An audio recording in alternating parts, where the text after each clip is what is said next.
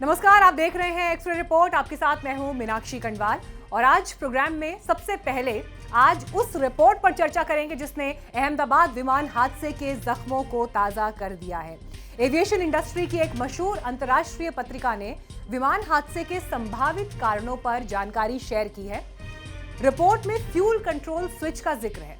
ये होता क्या है, इसे लेकर क्या लिखा गया है, आखिरी क्षणों में क्या हुआ, ये आज प्रोग्राम में मैं आपके लिए डिटेल में डिस्क्राइब करूंगी। इसके अलावा बात अंतरिक्ष में देश का मान बढ़ा रहे गगन यात्री शुभांशु शुक्ला की भी करेंगे, जिनका इंटरनेशनल स्पेस स्टेशन वाला मिशन अंतिम पड़ाव पर है। उन्होंने कैसी रिसर्च की है और धरती पर चक्कर लगाते स्पेस स्टेशन को किसने कैमरे में कैद किया है, आगे प्रोग्राम में इसकी पूरी डिटेल आपके लिए होगी। अगली खबर आपको उत्तर प्रदेश के बलरामपुर से दिखाएंगे, जहां पर जमालुद्दीन के बारे में एक नया खुलासा हुआ है। आज कैमरे पर जमालुद्दीन उर्फ छांगुर बाबा की आलीशान हवेली में पहुंचा और वहां पर क्या क्या दिखा। अंगूठी तावीज बेचने वाला 106 करोड़ का मालिक कैसे बना, ये भी हम जानेंगे।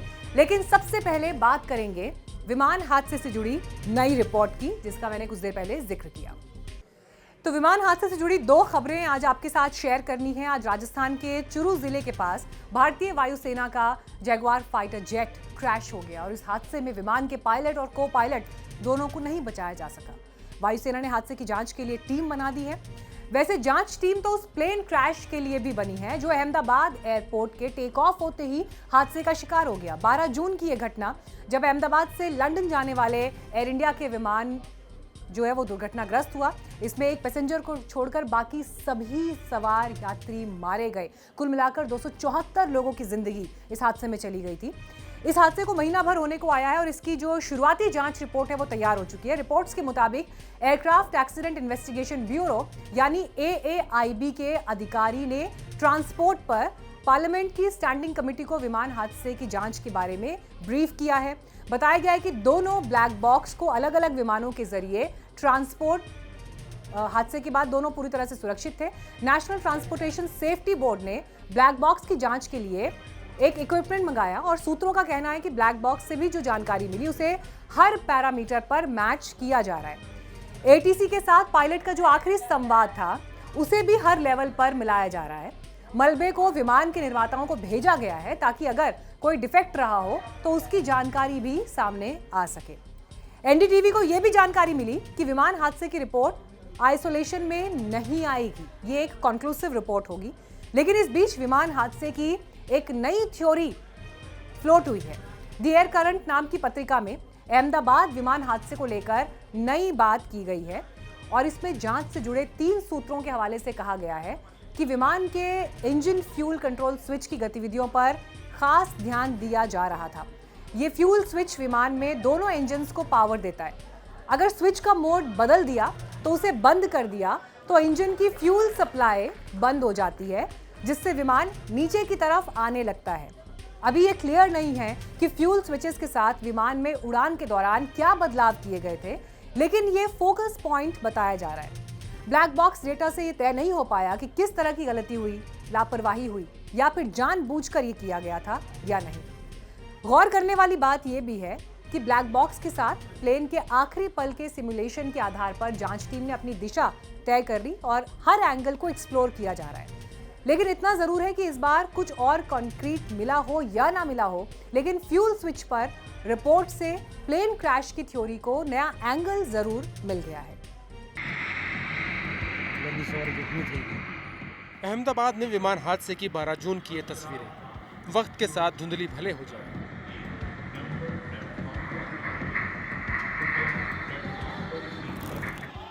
लेकिन जो जख्म मिले हैं उन्हें भरने में वक्त तो लगेगा।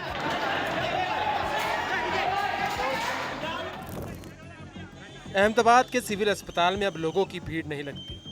DNA मैचिंग के लिए बदहवासी नहीं दिखती।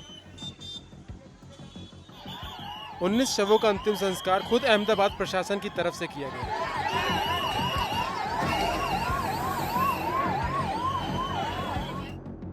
लेकिन क्या इतने भर से सब ठीक हो जाएगा? महीना भर होने को आया। विमान हादसा क्यों हुआ, कैसे हुआ, ट्रिगर पॉइंट क्या था, इस पर अब तक कुछ भी सटीक तरीके से पता नहीं चला। हाँ, एक पत्रिका ने नई रिपोर्ट जरूर छाप दी। रिपोर्ट कहती है, जांच के इस दौर में जांचकर्ताओं का जो डाटा मिला उससे विमान में कोई मैकेनिकल या डिजाइन का इश्यू नजर नहीं आता। रिपोर्ट कहती है कि जो स्टडी की गई उसमें ईंधन से छेड़छाड़ की थ्योरी और फ्लैप्स का सही से ना खुलने वाला एंगल भी प्लेन क्रैश की वजह नहीं लगता। दावा किया जा रहा है कि विमान हादसे से जुड़ी जानकारी रखने वाले लोगों से संपर्क किया गया, उनसे बात की गई और उन्हीं की बातचीत के आधार पर फ्यूल स्विच वाली थ्योरी सामने आई। हालांकि ये पहली बार नहीं है जब विमान हादसे को लेकर इस तरह की थ्योरी फ्लोट की गई। हादसे के बाद से ही कभी विमान की लैंडिंग गियर में, तो कभी विमान के फ्लैप्स में, तो कभी हाइड्रोलिक सिस्टम को लेकर बातें हुई। पूरे ही गए होंगे। हवा में दोनों इंजन फेल होने की आशंका भी जताई गई। ये तक कहा गया कि विमान हादसा मानवीय भूल हो सकता है, लेकिन आधिकारिक तौर पर अहमदाबाद प्लेन क्रैश की कोई भी वजह बताई नहीं गई। उम्मीद है कि जल्द ही देश को ये पता चले कि लंदन जाने वाली उड़ान टेक ऑफ के 1 मिनट बाद ही आग का गोला कैसे बन गई। Bureau report, NDTV India. और आगे बढ़ते हैं। उत्तर प्रदेश में जिस खबर का हम जिक्र कर रहे थे, कन्वर्जन सेंटर को लेकर नया खुलासा हुआ है, जिसे जमालुद्दीन उर्फ छांगुर बाबा चला रहा था। छांगुर बाबा के धर्मांतरण केंद्र पर आज फिर बड़ा एक्शन हुआ है। यूपी के बलरामपुर में जमालुद्दीन की कोठी पर बुलडोजर चला। 6 बुलडोजर ने धर्मांतरण के इस अड्डे को ध्वस्त किया। बलरामपुर में छांगुर बाबा की 70 कमरों की हवेली भी है। यहीं से जमालुद्दीन धर्मांतरण का नेटवर्क चलाता था।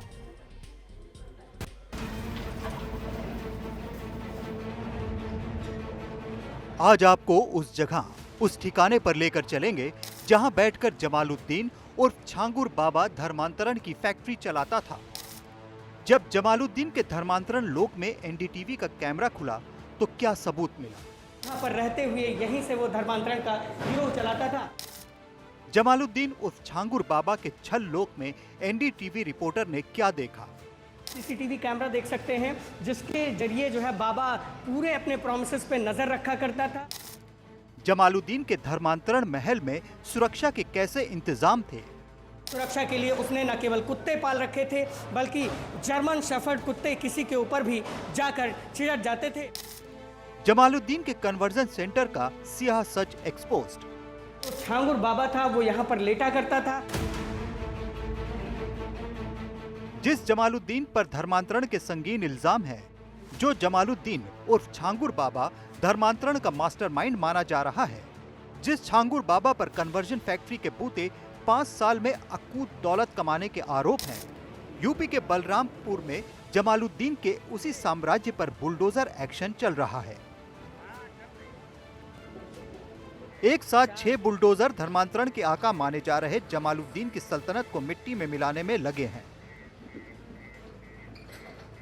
बलरामपुर के मधुपुर में छांगुर बाबा की कोठी पर दूसरे दिन भी तगड़ा बुलडोजर एक्शन हुआ। जमालुद्दीन के काले साम्राज्य पर प्रशासन के पीले पंजे का वार जारी है। मैं इस समय उसी छांगुर बाबा के आवास पर खड़ा हूं, जहां पर बुलडोजर की कार्रवाई चल रही है। ये आप देख सकते हैं कि यहाँ पर बड़े पैमाने पर बुलडोजर लगे हुए हैं। अभी 5-6 बुलडोजर यहाँ पर काम कर रहे हैं और जो है यहाँ पर बुलडोजर की कार्रवाई चल रही है। पुलिस फोर्स को यहाँ पर डिप्लॉय किया गया है। पुलिस फोर्स यहाँ पर लगातार इस पूरी कार्रवाई पर अपनी नजर बनाए हुए है।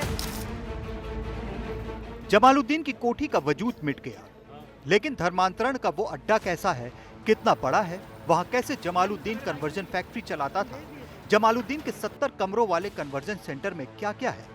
एनडीटीवी रिपोर्टर योगेंद्र विश्वनाथ त्रिपाठी ने जब छांगुर बाबा के छल लोक में पहला कदम रखा तो कैमरे में कैसा सच कैद हुआ। बड़े बड़े हॉल, कमरे इतने जो किसी भूल भुलैया से कम नहीं। जमालुद्दीन के धर्मांतरण वाली हवेली किसी ऐशगाह से कम नहीं है। हवेली में ही एक और चौंकाने वाली हकीकत से पर्दा उठा। ये यहाँ का वॉशिंग एरिया है, जहाँ पर आप देख सकते हैं कि किसी भी सुख सुविधा की कमी नहीं है। आप यहाँ पर देख सकते हैं कि ये जो है डिटर्जेंट वगैरह पड़े हुए हैं। इसके साथ ही यहाँ पर वो तमाम चीज़ें पड़ी हुई हैं जिसके ज़रिए आप देख सकते हैं कि क्या क्या चीज़ें चल रही थी। आप देखिए कि यहाँ पर पुलिस फोर्स बैठी हुई है और तमाम चीज़ें जो है उसकी निगरानी में चल रही है। ये आप एक CCTV कैमरा देख सकते हैं, जिसके जरिए जो है बाबा पूरे अपने प्रोमिसेस पे नज़र रखा करता था। यहाँ पर वो नीतू और नवीन रोहरा के साथ में रहते हुए। सवाल ये था कि आखिर जमालुद्दीन इस कन्वर्जन फैक्ट्री में किस सेफ ठिकाने पर रहता था। जमालुद्दीन का वो सीक्रेट रूम कैसा है जहां उसकी मर्जी के बिना कोई कदम नहीं रख सकता था, जहां छांगुर बाबा धर्मांतरण का टारगेट पूरा करने के बाद आराम फरमाया करता था। इसी कमरे में जो छांगुर बाबा था वो यहाँ पर लेटा करता था। यहीं पर उससे मिलने के लिए लोग आते थे। यहाँ पर एयर कंडीशन वगैरह लगाने की भी व्यवस्था की जा रही थी। यहाँ पर पंखे लगे हुए हैं। यहाँ पर वो तमाम सुख सुविधाएं हैं जिसके ज़रिए जो है ये तमाम चीज़ें की जा रही थी। ये जो है यहाँ पर एक और कमरा है जिसमें कौन रहता था ये नहीं पता है। यहाँ पर खैर राशन पड़ा हुआ है, चावल वगैरह रखे हुए हैं। ये बेड पूरा उलझा हुआ पड़ा हुआ है और इस बेड के अंदर अगर हम आपको दिखाना चाहें तो कुछ अभी दिखाई नहीं दे रहा है। आप देख सकते हैं कि यहाँ से जो उसके लोग थे, बताया जाता है कि बीती रात जो है वहाँ से पूरा सामान यहाँ से उठा के ले गए किसी दूसरी जगह पे। आप ये देख सकते हैं कि ये कार्रवाई लगातार जारी है। यहाँ पर बुलडोजर एक्शन लगातार चल रहा है और जो है तमाम चीजें हो रही हैं। एक और बड़ी पहेली थी जिसे सुलझाना बेहद जरूरी था। जमालुद्दीन उर्फ छांगुर बाबा ने इस हवेली में पहला धर्मांतरण किसका कराया था? दुबई से आई वो लड़की कौन है जो छांगुर बाबा की सबसे चहेती थी? धर्मांतरण लोक में वो लड़की किस कमरे में रहती थी? जो सामने वाला कमरा है वो बताया जाता है कि यहाँ पर नीतू रोहरा रहा करती थी। नीतू वही महिला है जो दुबई से 2021 में यहाँ पर आई थी और उसने अपना धर्म परिवर्तन करते हुए, जो सिंधी समाज से आती थी, उसने अपना धर्म परिवर्तन करते हुए ये तमाम चीज़ें यहाँ पर बनवाने की शुरुआत की थी। यहाँ से जुड़े लोग बताते हैं कि बाबा ने 2 से 5 साल के भीतर ही जो है अपना इतना बड़ा कारोबार खड़ा कर लिया, इतना बड़ा साम्राज्य खड़ा कर लिया था। जमालुद्दीन का धर्मांतरण सेंटर हाई फाई सुविधाओं से ही नहीं बल्कि तकनीक से भी लैस था। जमालुद्दीन धर्मांतरण सेंटर से पुलिस को क्या मिला ये भी जानिए। एक बड़ा सोफा सेट, 4 कूलर, एक वॉशिंग मशीन, एक वैक्यूम क्लीनर, 5 बेड, 5 तख्त, 5 बड़े बॉक्स, 2 प्रिंटर, 10 सीसीटीवी, एक डीवीआर बॉक्स, 20 पंखे और कुछ दवाइयां यहां से मिली हैं। यह मामला सामने आने के बाद कार्रवाई लगातार जारी है। यूपी के सीएम योगी आदित्यनाथ ने इस बारे में बड़ा बयान दिया है। उन्होंने कहा है कि वो हिंदू बहन बेटियों से खिलवाड़ करता था। बलरामपुर में हमने उस पर कार्रवाई की। बलरामपुर में आपने देखा होगा एक जल्लाद को हम लोगों ने वहां पे भी गिरफ्तार किया है। कैसे वहां हिंदू बहन बेटियों के इज्जत के साथ खिलवाड़ करता था, पैसे में सौदेबाजी करता था, लेकिन अब ऐसे तत्वों के साथ सख्ती की जा रही है। हम समाज को भी टूटने नहीं देंगे, राष्ट्र विरोधी और समाज विरोधी तत्वों को भी चकनाचूर करके रहेंगे। बात छांगुर बाबा की इस हवेली की करें तो बताया जा रहा है कि जिस पोर्शन पर कार्रवाई हो रही है वो अवैध बना है। प्रशासन ने बीते मई महीने में इस बारे में नोटिस भी जारी किया था। ये कोठी नीतू रोहरा उर्फ नसरीन के नाम पर है। जो भी सरकारी भूमियां हैं उन पर किसी भी प्रकार का अतिक्रमण हो उसको हटाया जाए, उसी के क्रम में आज ये अतिक्रमण को हटाए जाने की कार्रवाई की गई। छांगुर बाबा जो कि धर्मांतरण के मामले में जेल में निरुद्ध हैं, उनकी और उनके सहयोगियों की प्रॉपर्टी है जो कि अवैध रूप से सरकारी जमीन में कब्जे करके बनाया गया था। इस पूरी प्रक्रिया का पालन करते हुए विधिक रूप से निस्तारण कराने के बाद इस बिल्डिंग का ध्वस्तीकरण की कार्रवाई की जा रही है। और जैसा कि आप देख पा रहे हैं ये बिल्डिंग काफ़ी बड़ी बिल्डिंग है और इसको गिराने के लिए हम लोगों ने 5 बुलडोजर लगाए हुए हैं। आज जनपद बलरामपुर के उतरौला क्षेत्र के मधुपुर गांव में यहाँ पर जो छांगुर बाबा का एक अवैध निर्माण पाया गया था, आज लगातार दूसरे दिन में ध्वस्तीकरण की कार्रवाई जारी है। जमालुद्दीन इतना शातिर था कि हवेली के बाहर पैनी नजर रख पाता था ताकि धर्मांतरण के इस अड्डे तक उसकी मर्जी के बिना किसी के कदम ना पहुंचे। ये यहाँ पर एक खिड़की लगी हुई है और इसी तरह से सभी कमरों में खिड़की लगी हुई है और यहाँ ये खिड़की खुल नहीं रही है। लेकिन अगर बाबा के लोग यहाँ पर आते रहे होंगे तो वो देखते रहे होंगे कि कौन लोग कहाँ से आ रहे हैं और क्या चीज़ें यहाँ पर उसके बीच में चल रही हैं। तो बाबा ये तमाम चीज़ों पर नज़र रखते हुए, तमाम चीज़ें करते हुए चीज़ों को करता था और यहीं से बताया जाता है कि वो अपने धर्मांतरण नेक्सस को चलाते हुए इस पूरी कार्रवाई को अंजाम देता था।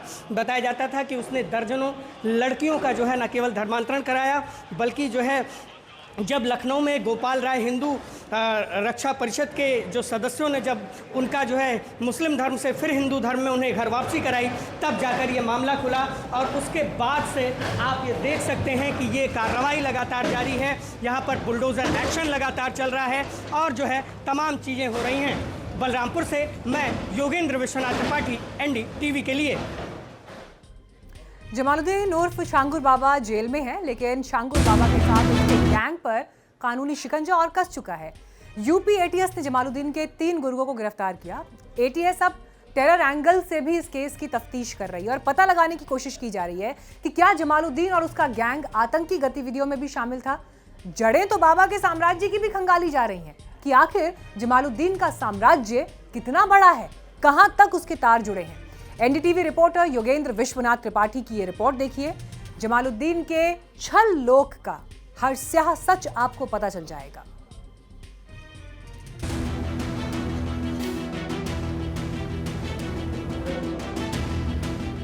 जमालुद्दीन उर्फ छांगुर बाबा के राज परत दर परत खुल रहे हैं। यूपी एटीएस जबरदस्त एक्शन में है। छांगुर बाबा के छल लोक का नेटवर्क खंगाला जा रहा है। बुलडोजर एक्शन से लेकर गुर्गों की गिरफ्तारियां तक हो रही हैं।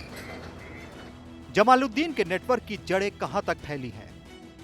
अंगूठी तावीज बेचने वाले जमालुद्दीन के पास अचानक अकूत दौलत कहां से आई? जमालुद्दीन के 40 अकाउंट्स में 100-600 करोड़ रुपए कहां से आए? जांच एजेंसियां जमालुद्दीन से जुड़े इन्हीं अनसुलझे सवालों का तिलिस्म तोड़ने में लगी हैं। एक वो दौर था जब जमालुद्दीन साइकिल से अंगूठी और ताबीज बेचा करता था, फिर ग्राम प्रधान बना। छांगुर के पास अचानक इतने पैसे कहां से आए? इसी सवाल की वजह से सुरक्षा एजेंसियों को उस पर शक हुआ। नेपाल से सटे यूपी के बलरामपुर जिले के उतरौला इलाके में छांगुर बाबा का साम्राज्य फैला हुआ था। छांगुर रहने वाला उतरौला के रहरा माफी गांव का था, लेकिन जब वो नीतू के संपर्क में आया तो उसके संपर्क में आने के बाद उसने अपने गांव से 3 किलोमीटर दूर मधुपुर इलाके में एक जमीन पर एक बड़ी सी इमारत बनाई। इतना ही नहीं, छांगुर बाबा ने एक दरगाह के बगल में जमीन खरीदी और उस पर इमारत खड़ी कर दी। हालांकि सरकारी जांच में ये इमारत अवैध पाई गई और इस पर बुलडोजर चलाकर कार्रवाई भी कर दी गई है। छांगुर जिस इमारत में रहता था उस इमारत के 2 हिस्से थे। पहला हिस्सा जहां वो रहता था, उसके साथ उसकी पत्नी, उसका बेटा और साथ ही नीतू, नवीन और उसकी बेटी, ये 6 लोग उस घर में रहते थे। और उस मकान का जो दूसरा हिस्सा था, उस दूसरे हिस्से को लेकर दावा किया गया कि यहाँ पर आने वाले दिनों में अस्पताल बनेगा, और फिर दावा बदल गया कि यहाँ अस्पताल नहीं, अब स्कूल बनाया जाए। बलरामपुर की इस इमारत के अलावा बाबा ने कई जगहों पर संपत्तियां खरीदी थी। सुरक्षा एजेंसियों की रडार पर वो एजेंट और सरकारी सिस्टम में बैठे अधिकारी और कर्मचारी भी हैं जो छांगुर के अवैध काम में उसके मददगार थे। साथ ही उसने कहां-कहां संपत्तियां खरीदी, इसकी भी जांच की जा रही है। छांगुर बाबा ने कितने लोगों का धर्मांतरण कराया और जो अरबों रुपए उसके पास आए, उसका इस्तेमाल क्या सिर्फ धर्मांतरण में हुआ या फिर देश विरोधी गतिविधियों में, ये भी जांच का विषय है। फिलहाल छांगुर बाबा और उसके 3 सहयोगी यूपी एटीएस की गिरफ्त में हैं और उम्मीद है कि आने वाले दिनों में उसके और भी जो एजेंट्स और इस पूरे गिरोह में शामिल लोग हैं, उनको भी गिरफ्तार किया जाएगा। Ranveer, NDTV India. आइए बढ़ते हैं आगे, रुक करते हैं अगली खबर का। अंतरिक्ष में भारत का कद बढ़ाने वाले भारत के लाल शुभांशु शुक्ला की वापसी की उल्टी गिनती शुरू हो चुकी है। स्पेस में उनका 14 दिन का मिशन खत्म होने वाला है और 10 जुलाई या इसके बाद कभी भी उनकी वापसी हो सकती है।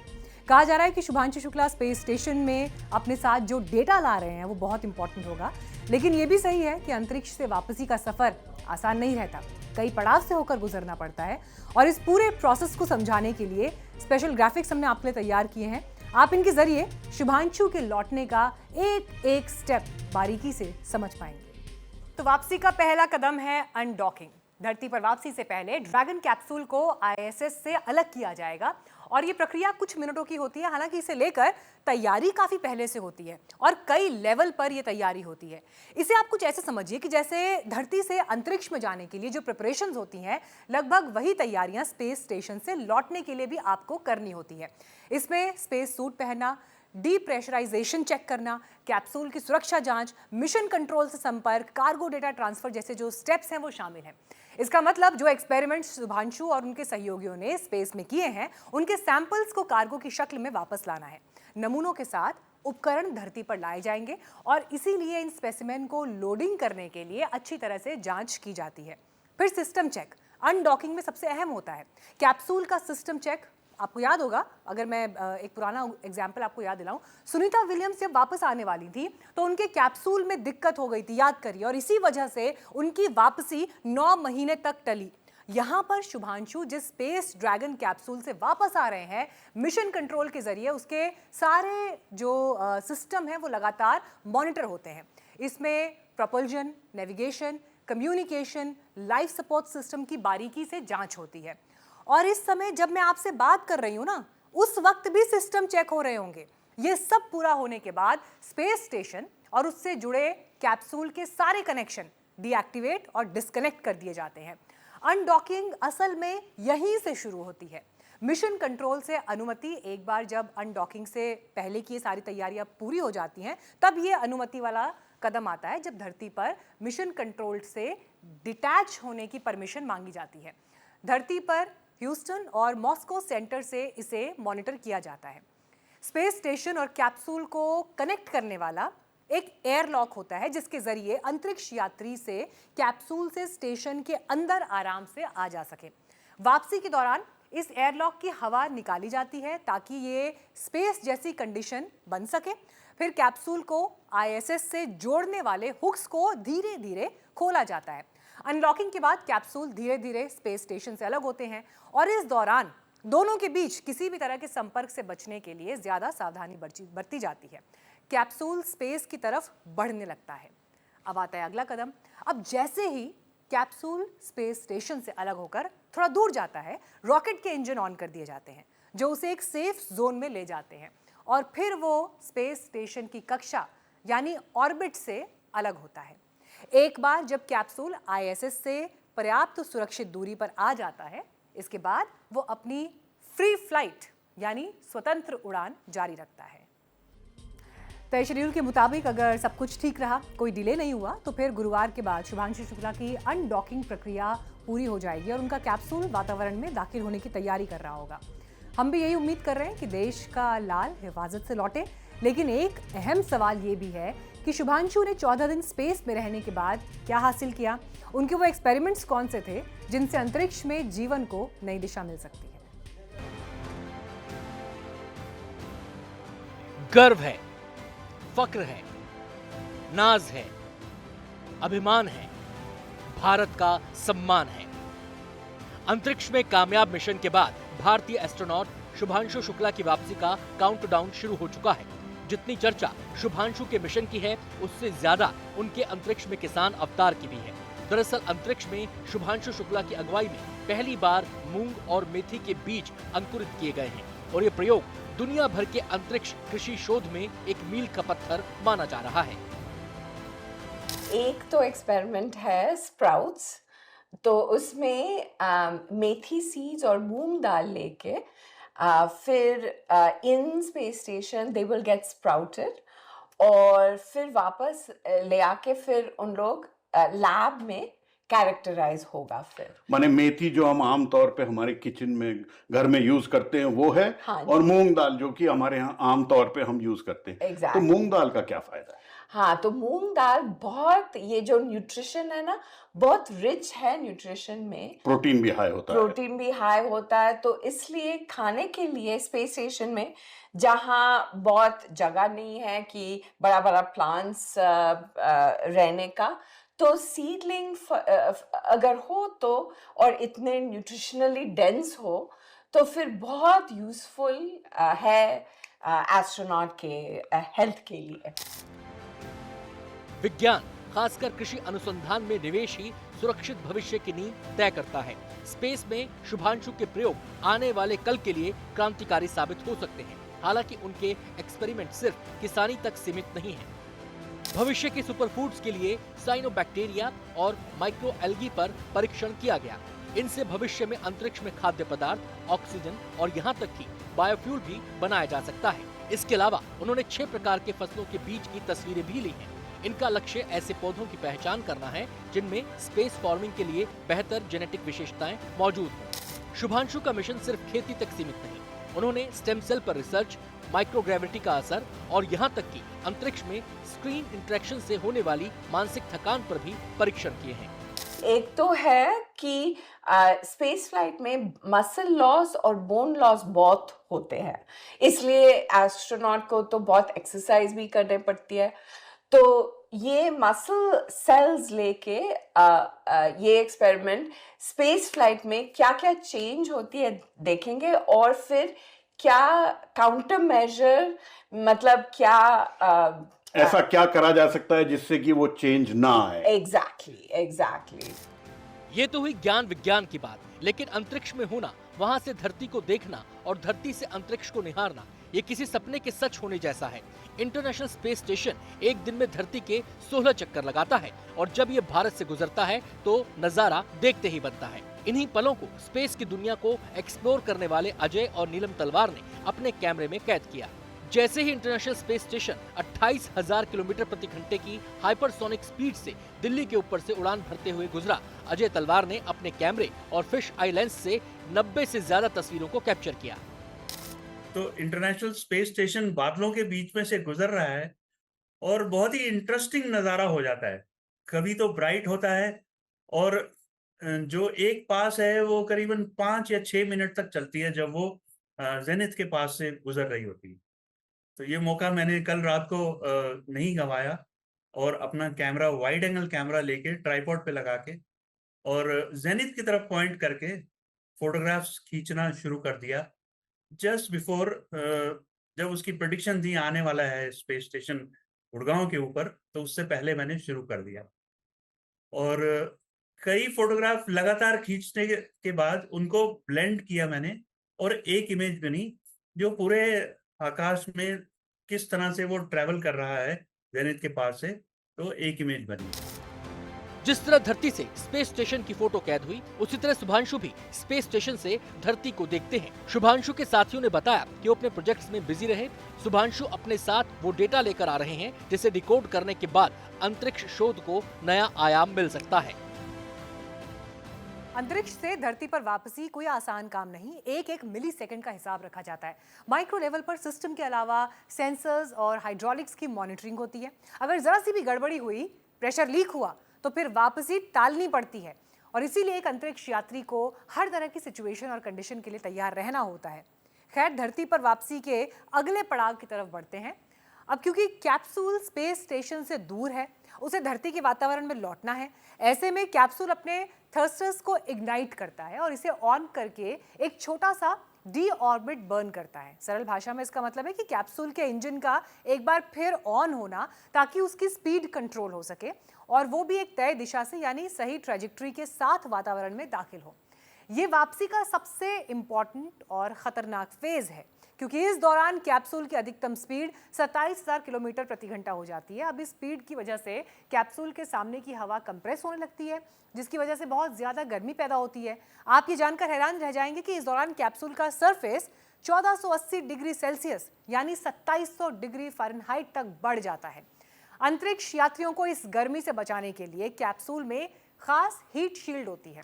टेम्परेचर बढ़ने के बाद ये जलने लगती है और गर्मी को अपने साथ दूर ले जाती है। इस दौरान अंतरिक्ष यात्री बहुत ज्यादा ग्रेविटेशनल फोर्स का अनुभव करते हैं जो उनके शरीर पर दबाव डालता है।